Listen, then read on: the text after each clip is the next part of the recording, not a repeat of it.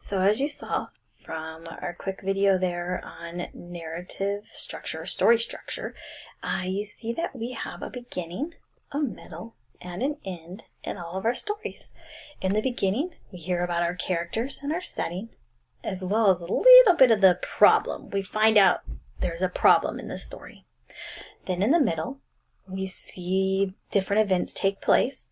These events are usually events around that problem, where the character is trying to fix that problem. And then we have the ending, where the solution to our problem is shown. We finally see how that character fixes the problem. Sometimes in the end as well, we'll notice a big change in our character, from how our character started off here at the beginning, and then how they are now acting in the end. Could be where they were just a real mean person at the very beginning, and by the end they've learned to be kind towards others. Could be different changes like that.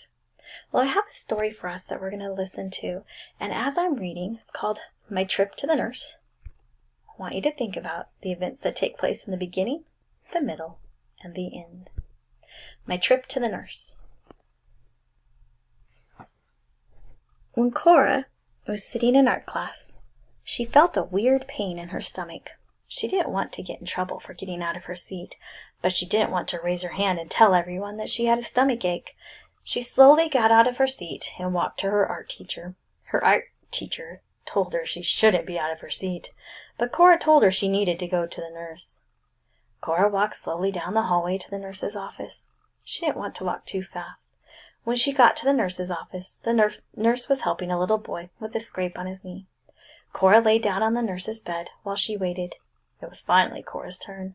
The nurse asked her a couple of questions about what food she ate and what time she ate. Cora thought about her breakfast. She realized she never ate any breakfast. The nurse said that maybe Cora was just hungry, so she gave her some crackers and let her lay down. In about 10 minutes, Cora's belly no longer hurt. She was just really hungry. She knew she'd never skip breakfast again. So we're going to be working with a bit of a story map. It's called a story structure map.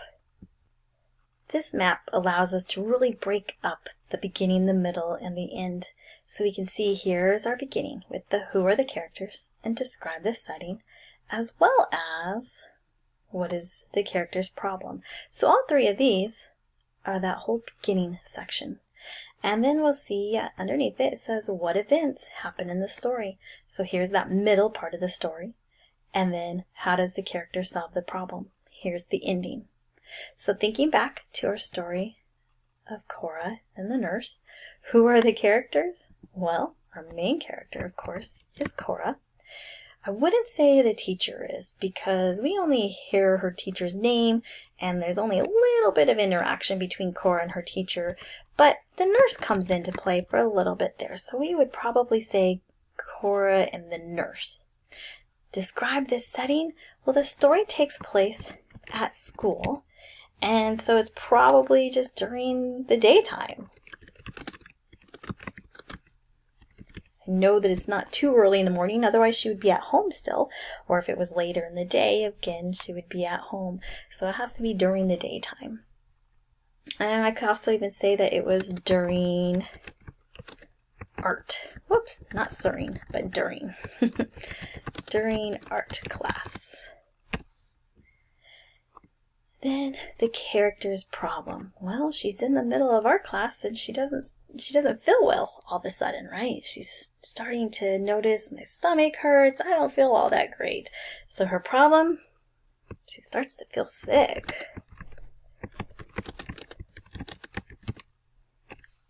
Ooh, and I just thought back up to this one.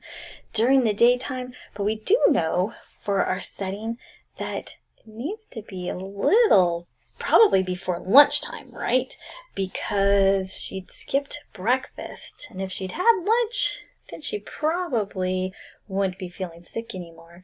So I could actually say not just during the daytime, but maybe morning time. I don't know, maybe could even give an estimated time for it, around like 9 or 10-ish. Now, what events happen in the story? So after she feels sick, what does she start to do? Well, first, when she starts to feel sick, she's sort of going back and forth. Should I tell my teacher by raising my hand, or should I just walk up and tell her? She finally decides to walk up and tell her teacher. So she walks to her teacher, and her teacher says at first, "What are you doing?" Right? And she tells her, so her teacher sends her to the nurse. And as she's going to the nurse, she doesn't walk real fast because, remember, she was a little afraid about making herself maybe more sick. So she walks slowly to the nurse. When she gets to the nurse, she's not seen right away, but she finally is seen by the nurse, and the nurse begins to ask her some questions. The nurse asks her some questions. Before she walked to her teacher, we could actually add one more event. Before she went up to her teacher, what happened? What started this whole thing? She began to feel sick, right?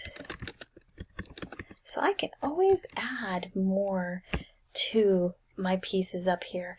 As I'm going along, I might see, oh, there was another event that I should add in there. We don't have to list every single thing. We don't need to talk about, she placed her pencil down and then she raised her hand and then she put her hand down. We don't need every single event. What are some of the main events that take place that are leading us up to how the problem is solved? So finally, after the nurse starts to ask her some questions, we start to see a solution. The nurse says, maybe you're hungry. And so the nurse gave her some crackers. And then they waited how long? Do you remember? 10 minutes. And from there, you'll recall that Cora is feeling much better. And so then Cora makes a realization that she should never skip breakfast again, right? Cora states, "I will never skip breakfast again."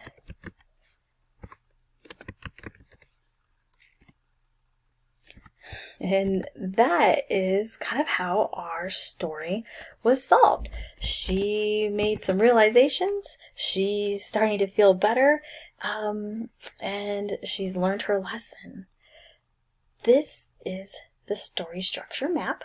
And you will be working with one of these today. You'll be reading a story and then responding with the correct responses of the different events that take place, filling in our characters, our setting, the problem, the events, and the solution.